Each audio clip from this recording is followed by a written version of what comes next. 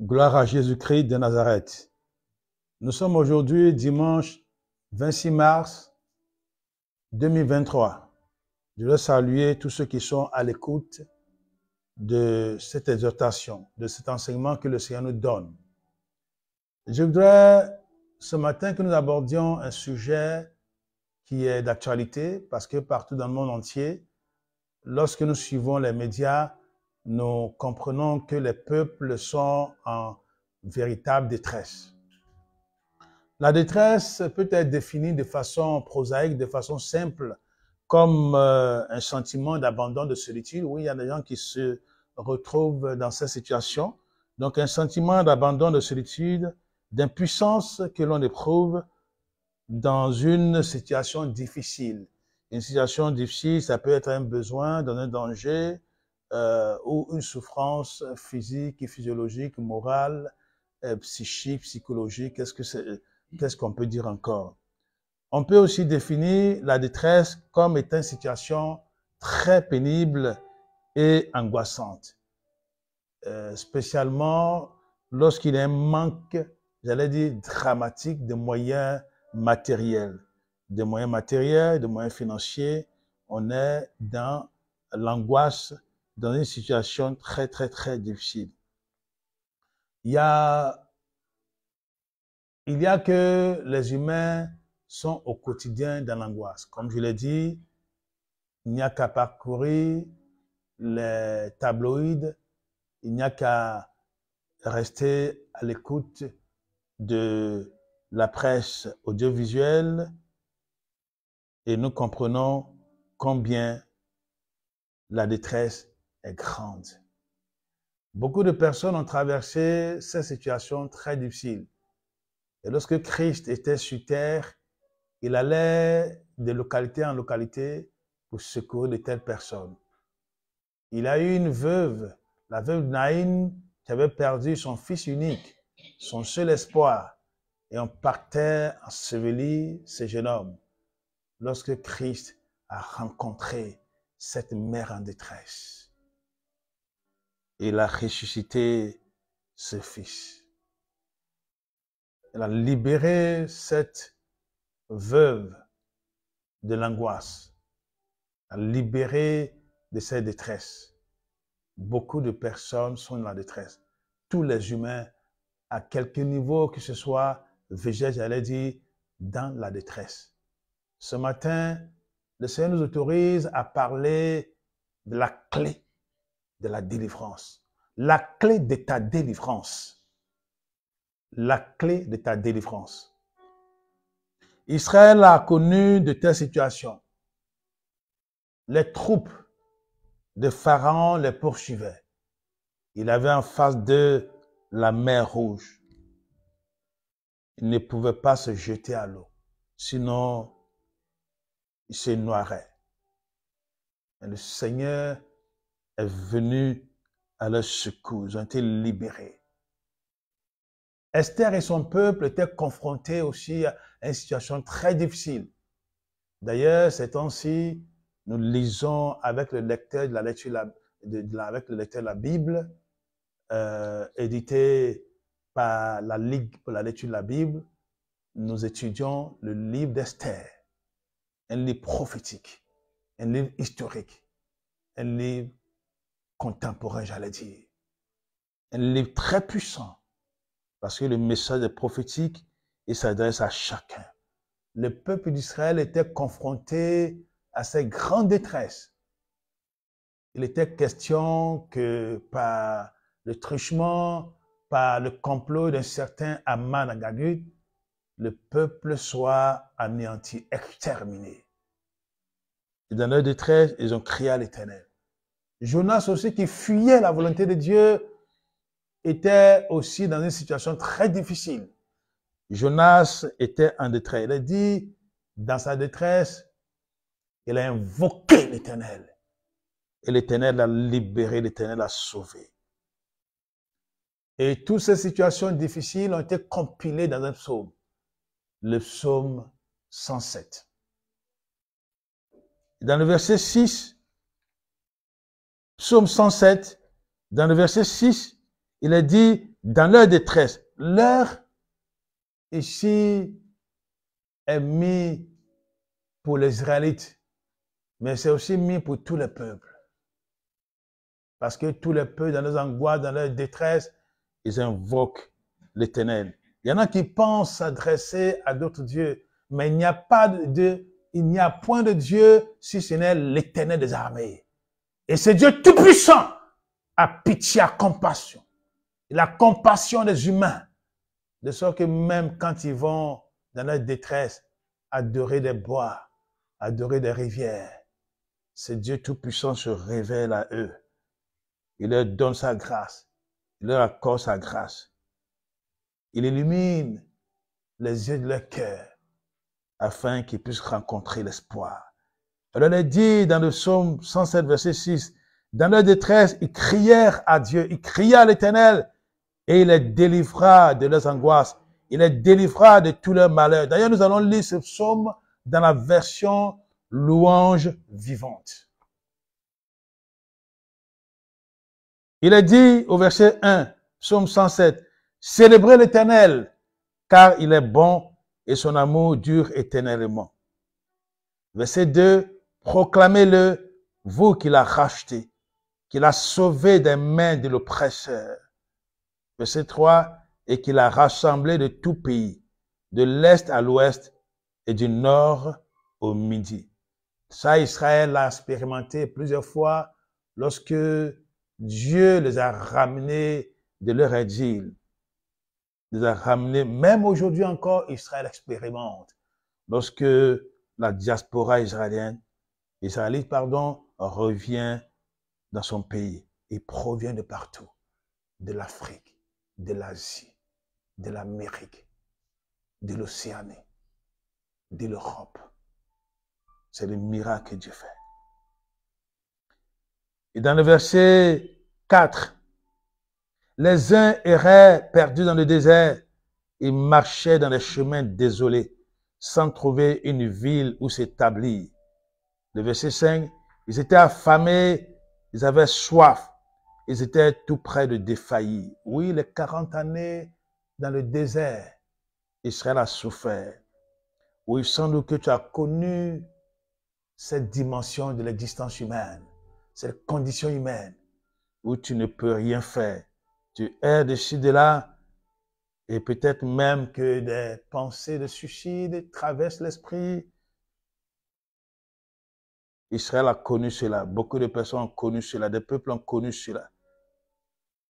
Ils ne trouvaient point de ville où s'établir. Aujourd'hui, il y a des nations qui ne trouvent point de ville où s'établir.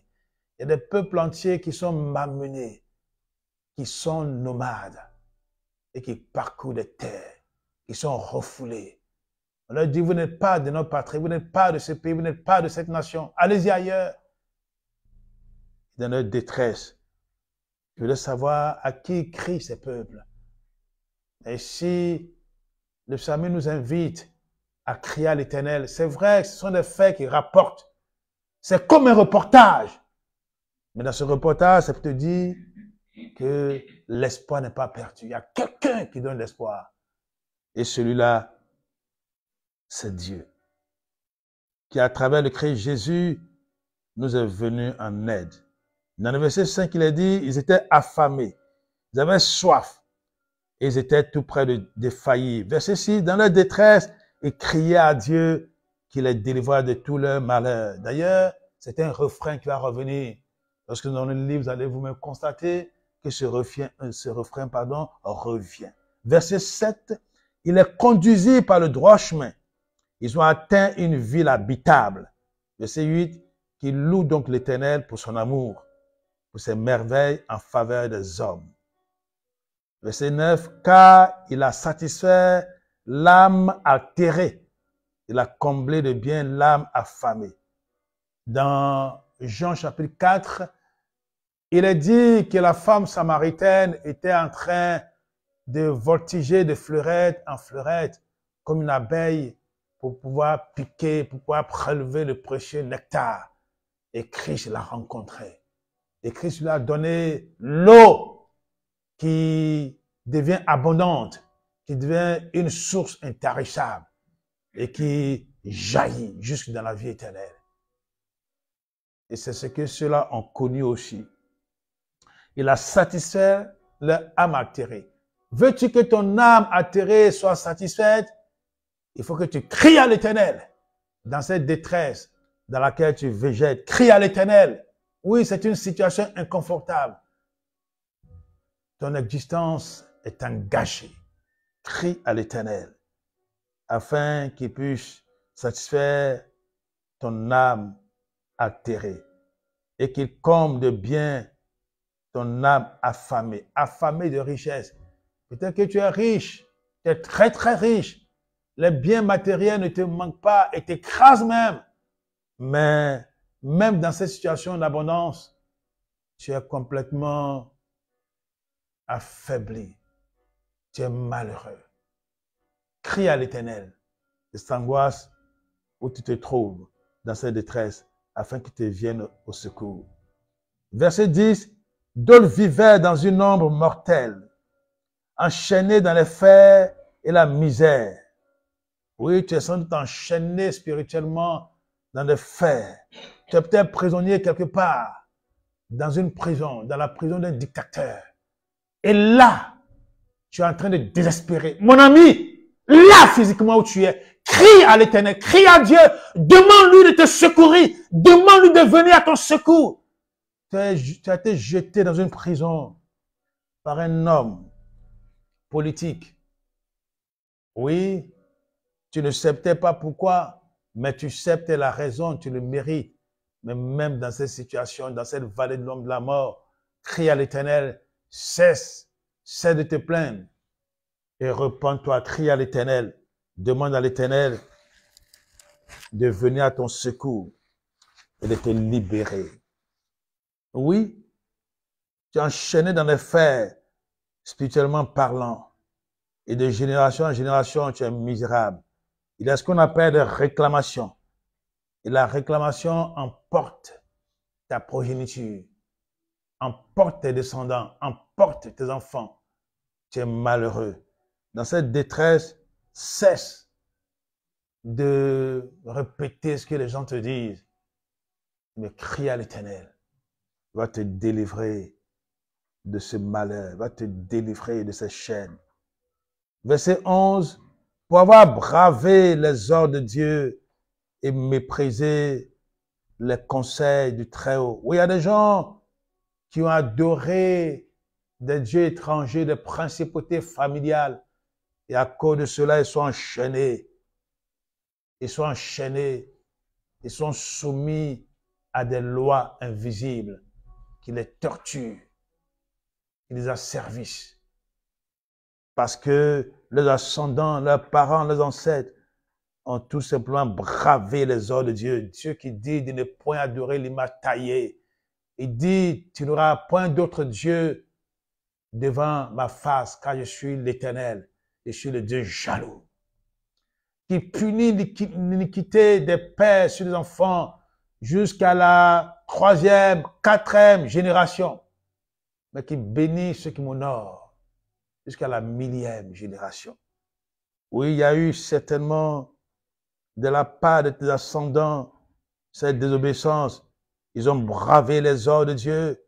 Ils se sont dit, nous sommes les plus forts, nous sommes les comiens, nous sommes des esprits. Et nous appartenons à tel Dieu, tel Dieu, tel Dieu. Il y en a même qui se sont amusés à donner le nom de ces dieux à leurs descendants, à la progéniture. À cause de ça, ils ont connu la détresse, sinon qu'ils soient encore dans la détresse. Dans le verset 12, dans le verset 11, il a dit qu'ils ont méprisé les conseils du Dieu très haut du très haut. Ils ont méprisé ses conseils. Si tu continues à mépriser les conseils de Dieu, mon ami, ce matin, je t'interpelle. Il faut que tu te ravises. Ravise-toi. Renonce à ce que tu fais. Repens-toi. Afin que le Seigneur puisse avoir pitié de toi. Dans le verset 12, il a dit, Dieu humilia leur cœur par la souffrance. Ils succombaient privés de tout secours.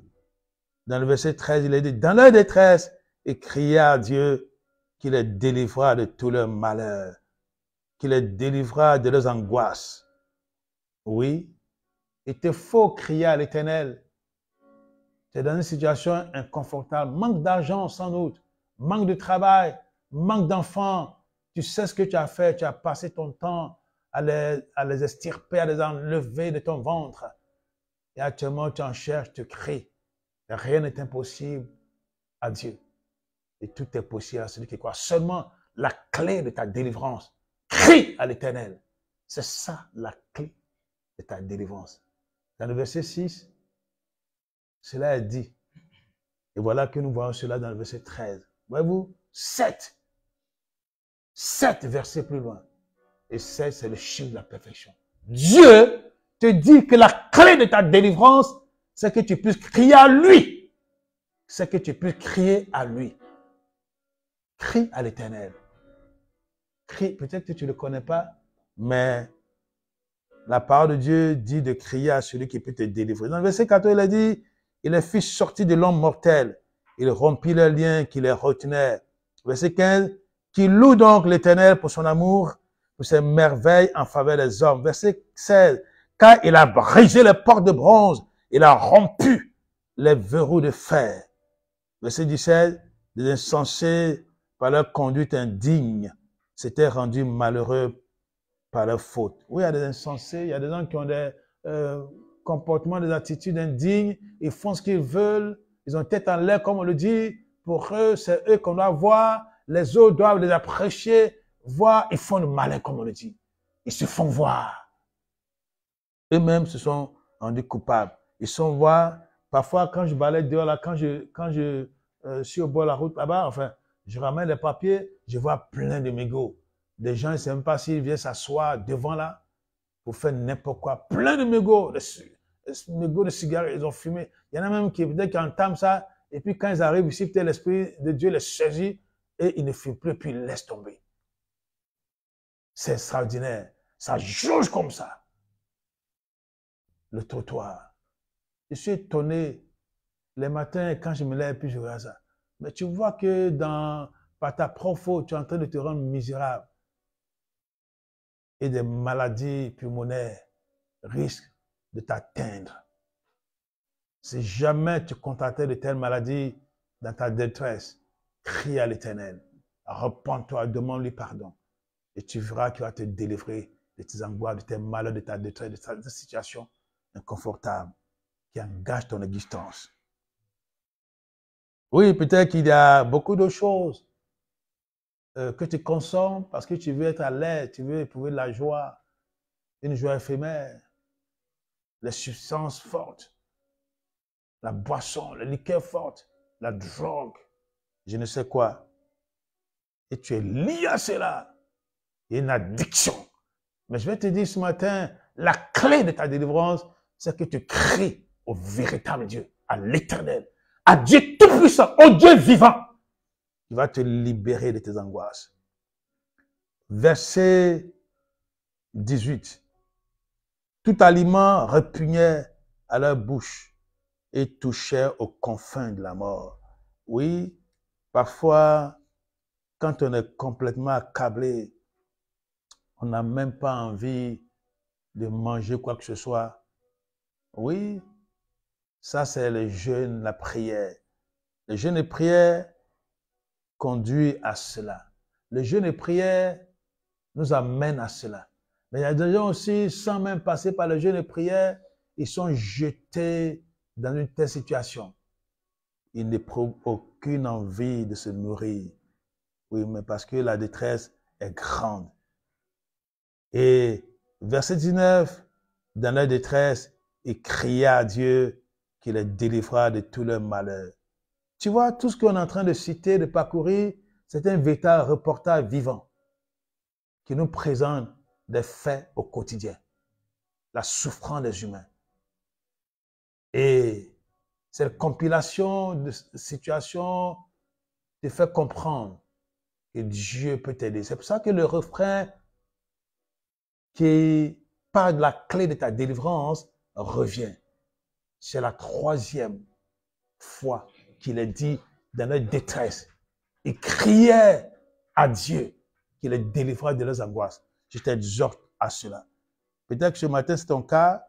tu as vachi quelque part, tu ne peux même plus te tenir debout parce que tu as passé toute la nuit à faire ce que tu as envie de faire et par hasard, tu es en train de parcourir Facebook et tu vois qu'il y a un enseignement en direct.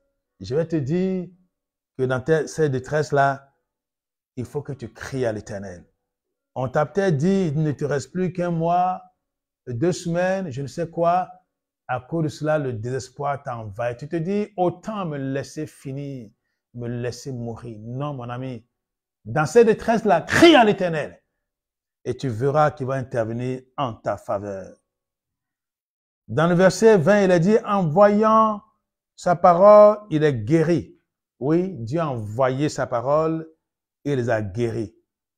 Et les fit échapper à la mort. Et fit échapper leur vie de la force. Verset 21, qui loue donc l'Éternel pour son amour, pour ses merveilles en faveur des hommes. Verset 22, qu'ils offrent sans cesse à Dieu leur louange en sacrifice de reconnaissance et qu'avec joie, ils proclament ses œuvres. Oui, c'est la reconnaissance que la parole de Dieu te demande. Verset 23, d'autres s'étaient embarqués sur la mer pour traverser, pour travailler sur le vaste océan. Mais il y en a aussi qui le font pour traverser. On se souvient des événements de la Méditerranée. Triste. Quelle tristesse. Quelle tristesse. Ils ont embarqué sur la mer pour travailler sur le vaste océan. Verset 24, il fut témoin des œuvres de Dieu, de ses merveilles dans les profondeurs. Verset 25, d'un mot, il fit lever une tempête et les flots de la mer se soulevèrent. Verset 26, tantôt ils étaient portés jusqu'aux cieux, tantôt ils retombèrent dans les abîmes. Leur âme défaillait dans le malheur. Verset 27, pris de vertige, ils titubèrent comme ivres. Toute leur sagesse avait disparu. Verset 28, dans leur détresse, ils criaient à Dieu, qu'il les délivrât de tout leur malheur. Verset 29, il réduisit la tempête au silence. Il apaisa les vagues en furie. Oui, les disciples de Christ ont connu cela. Il a traversé la mer de Galilée.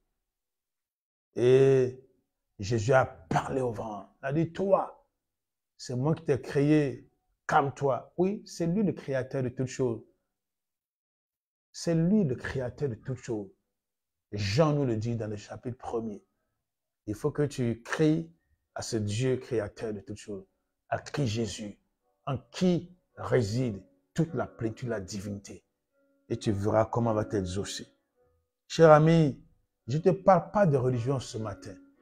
Je ne te parle pas de religion. La religion, c'est un ensemble de règles morales que les hommes ont inventées, ont élaborées en vue de se rapprocher de Dieu.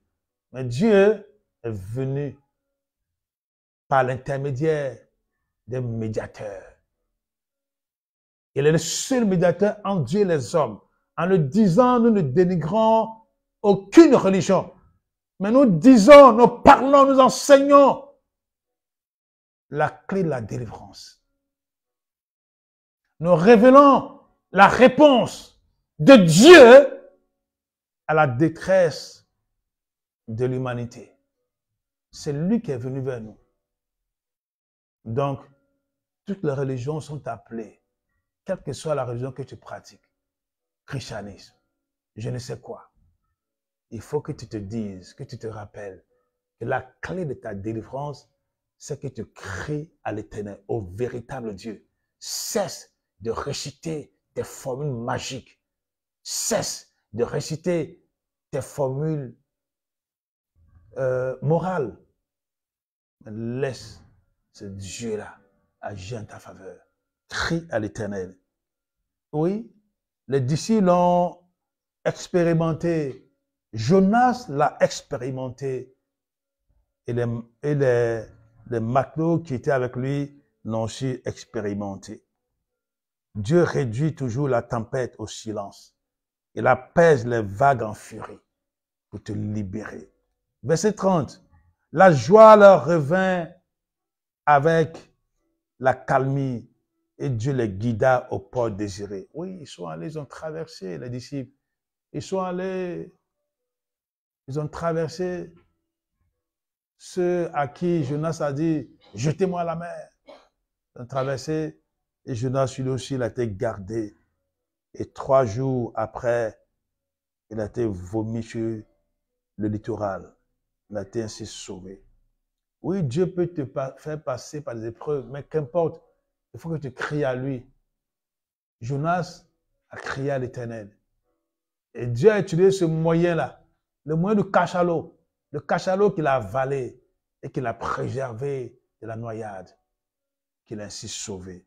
Oui, Dieu permet très souvent que tu aies des épreuves, mais en réalité, ce n'est pas pour te faire mourir, c'est simplement pour te préserver de la mort. Il est le Dieu qui fait concourir toutes choses au bien de ceux qu'il aime. Oui, bien-aimé, il faut que tu saches cela, il faut que tu comprennes cela. Il y a des épreuves que tu subis. Tu passes à travers des épreuves et tu te dis sans doute que Dieu t'a oublié. Non, il ne t'a pas oublié. Il te préserve de la mort.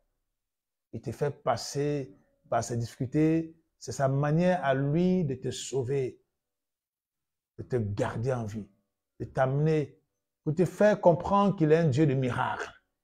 Il est celui-là à qui tu cries pour qu'il te sauve, pour qu'il te libère. Dans le verset 32, il est dit, nous allons reprendre le verset 31, qui loue donc l'Éternel pour son amour, pour ses merveilles en faveur des hommes. Le verset 32, le glorifiant dans l'assemblée du peuple, le célébrant au conseil des anciens. Verset 33, il peut changer le fleuve en désert. Il a fait pour que Israël puisse traverser en sécurité les sources d'eau en pays de la soif. Verset 34, un sol fertile, il le change en saline. Il est plein de sel où rien ne peut pousser. Quand ses habitants se sont pervertis. Oui, la Bible nous fait comprendre ici que la raison pour laquelle des terres deviennent infertiles, des terres deviennent désertiques, des terres ne peuvent plus cultiver, c'est parce que les habitants ont transgressé l'ordre de Dieu. Tu peux ne pas y croire, c'est ton problème. La Bible, la constitution de l'univers, c'est la loi cadre que Dieu a établie. Et c'est dans ces conditions que l'humain évolue. Ceux qui se repentent, ceux que Dieu ramène, ils changent le désert en terre fertile. Et c'est le cas d'Israël. Oui, c'est la raison que la Bible donne ici. Un sol fertile, il le change en saline quand ses habitants se sont pervertis. Verset 35. Mais il change aussi le désert en lac et la terre aride en source d'eau vive. Verset 36. C'est là qu'il établit ceux qui ont faim pour y fonder une ville habitable. Oh, ce Dieu est merveilleux, ce Dieu est extraordinaire. Ce Dieu n'oublie jamais ses promesses, pourvu que tu acceptes d'entrer dans ses promesses. Il est dit dans Ephésiens chapitre 2, verset 2, que pour ceux qui ne veulent pas entrer dans le plan de salut de Dieu, ce sont les esprits mauvais qui les gouvernent, qui les guident. Oui, qui agissent à travers eux. Oui, parce que si tu refuses d'entrer dans le plan de salut de Dieu, les esprits mauvais vont te guider, vont te conduire, vont t'inspirer à aller adorer des rochers, des arbres, des fleuves. Et ainsi, en adorant, tu multiplies la population des esprits mauvais, la population des génies maléfiques. Oui, des anges déchus qui vont faire du mal à la population, qui vont réclamer toujours des malheurs, qui vont augmenter la détresse des gens. Non, renonce à cela. Crie à l'Éternel. Crie à l'Éternel. Quand bien même tu te rends compte que ça ne va pas, crie à l'Éternel. Parce que même quand tu prends une autre solution pour pouvoir t'en sortir, cette solution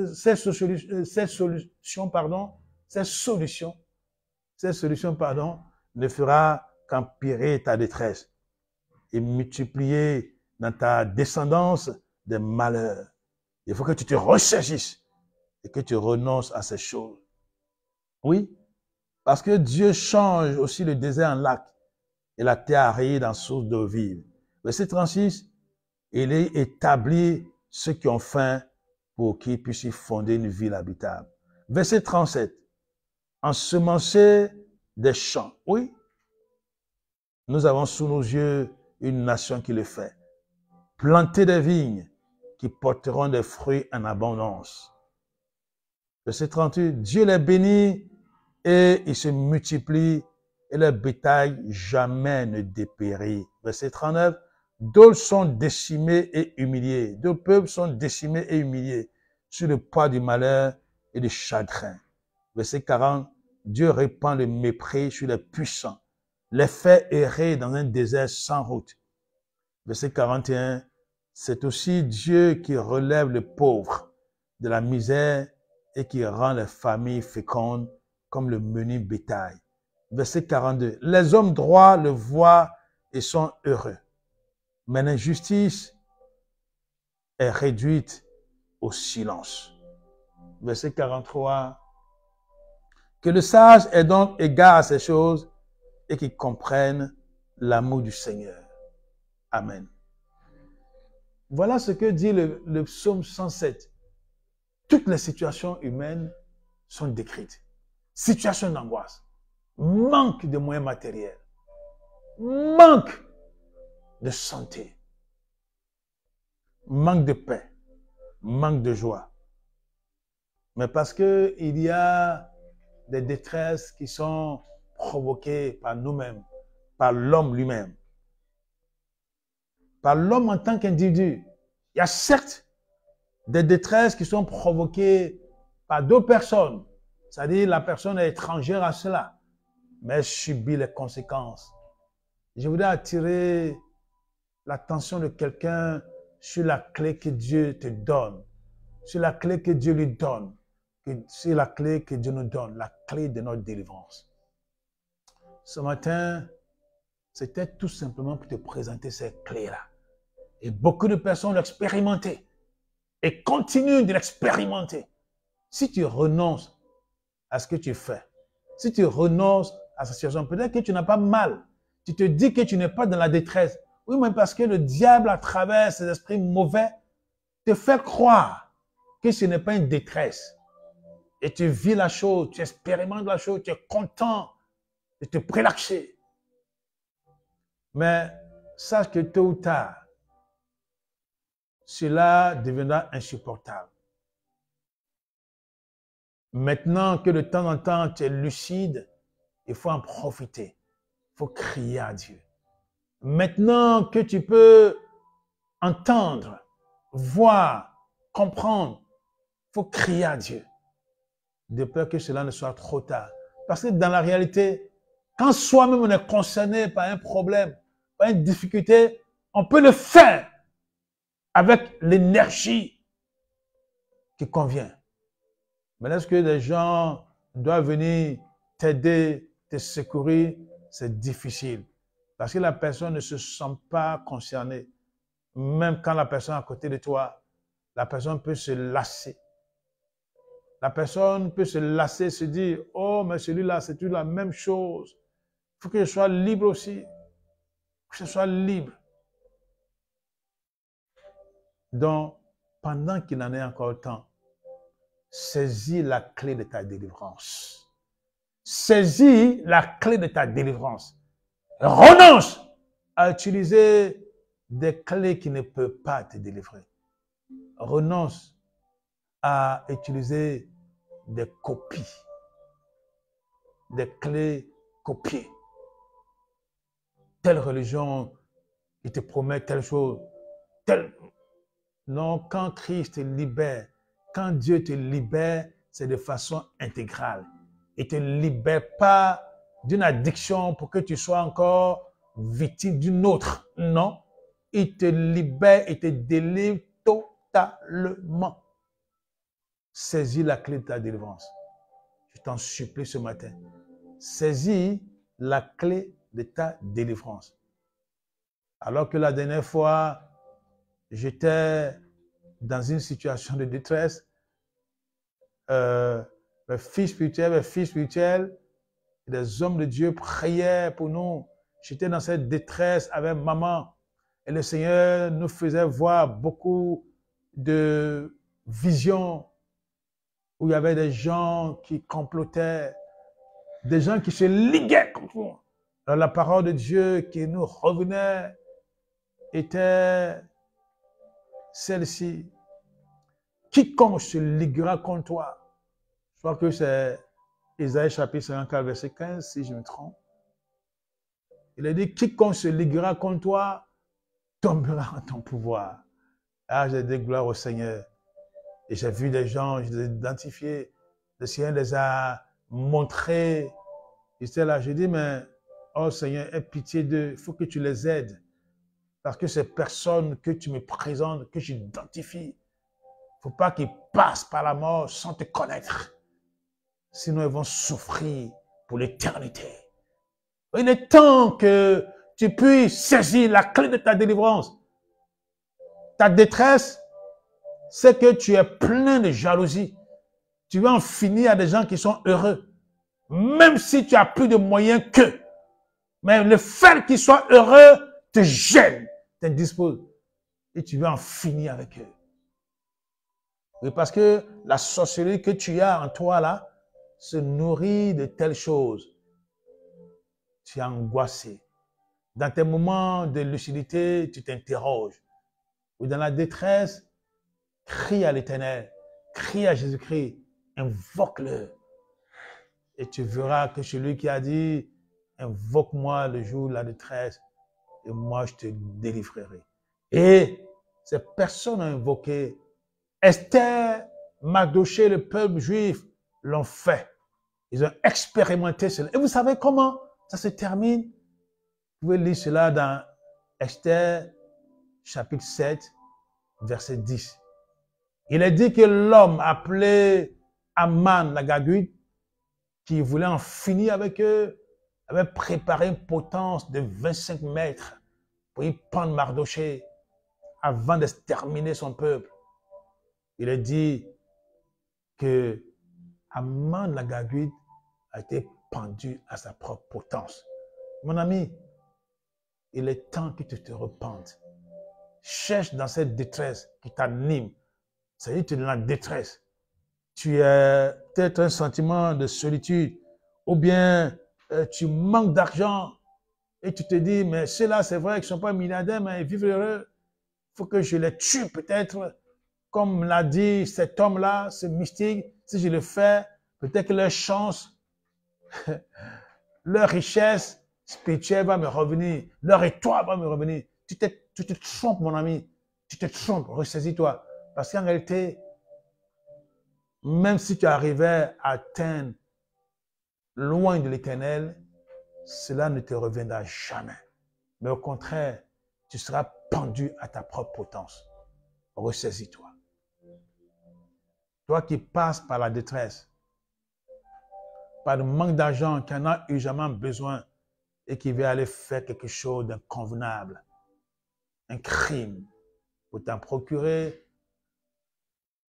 entre dans le secret et crie à l'Éternel. Dis-lui ce dont tu souffres. Dis-lui ce que tu souffres. Dis-lui ta misère. Parle-lui de ton malheur.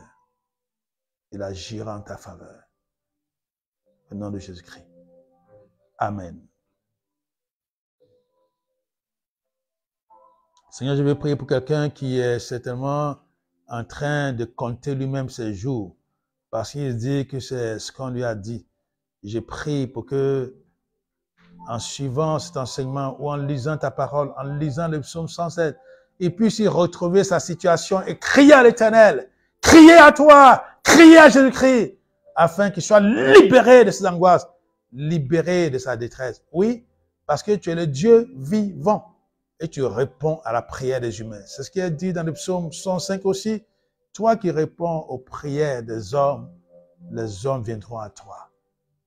Et je prie que tu agisses puissamment et que l'ennemi soit mis en déroute et que cette situation de détresse que vit cette personne soit effacée, soit détruite. Au nom de Jésus-Christ de Nazareth. Amen.